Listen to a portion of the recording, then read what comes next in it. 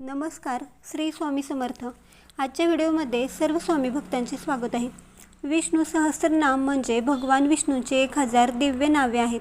हे सहस्त्रनाम महाभारतातील अनुशासन पर्वात भीष्म पितामहांनी धर्मराज युधिष्ठिरांना सांगितले होते।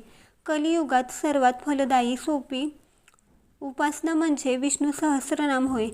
आज आपण या व्हिडिओमध्ये बघणार आहोत विष्णू सहस्त्रनाम ऐकल्याने किंवा वाचल्याने काय फायदे होतात, कोणत्या वेळी वाचावे, काय नियम पाळावेत, याची सर्व माहिती आपण या व्हिडिओमध्ये बघणार आहोत। त्यामुळे हा व्हिडिओ शेवटपर्यंत बघा। विष्णू सहस्त्रनाम सकाळी ब्रह्ममुहूर्तावर वाचू शकता, पण तुम्हाला वेळ मिळत नसेल तर संध्याकाळी शांत वेळेत वाचावे। एकादशी, गुरुवार, रविवार हे दिवस विष्णू सहस्त्रनाम वाचण्यासाठी अत्यंत फलदायी आहेत। वाचन करण्यापूर्वी स्नान करून स्वच्छ कपडे घालून शांत जागी बसावे आणि समोर भगवान विष्णूचा फोटो ठेवावा किंवा मूर्ती ठेवावी।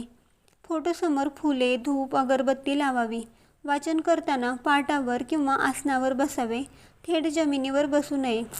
विष्णू सहस्त्रनाम वाचल्याने नकारात्मक विचार दूर होतात। चिंता, डिप्रेशन असेल तर ते देखील कमी होते।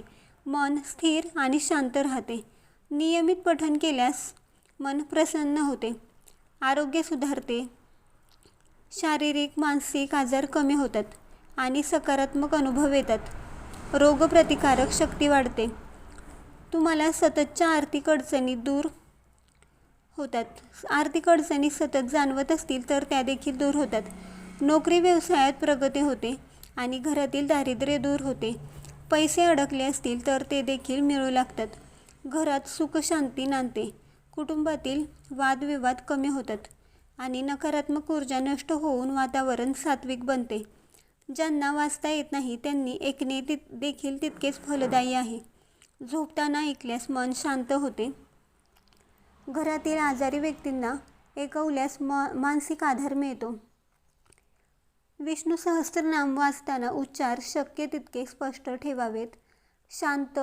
मन शांत ठेवावे, घाई करू नये आणि देवावर श्रद्धा ठेवावी। विष्णू सहस्त्रनाम हे 1 वेळा, 3 वेळा, 5 वेळा किंवा 11 वेळा वाचू शकता किंवा ऐकू शकता। वाचन झाल्यावर ओम नमो नारायणाय हा 3 वेळा मंत्र म्हणावे आणि भगवंताचे आभार मानावेत। नियमित श्रद्धेने आणि मनापासून विष्णू सहस्त्रनाम वाचले तर निश्चितच फळ मिळते। तुम्हाला ही माहिती कशी वाटली हे कमेंट्स करून नक्की सांगा। व्हिडिओ आवडला असेल, माहिती आवडली असेल तर लाईक करा, शेअर करा आणि असेच धार्मिक व्हिडिओ बघण्यासाठी आपल्या नित्यभक्ती या चॅनलला सबस्क्राईब करा।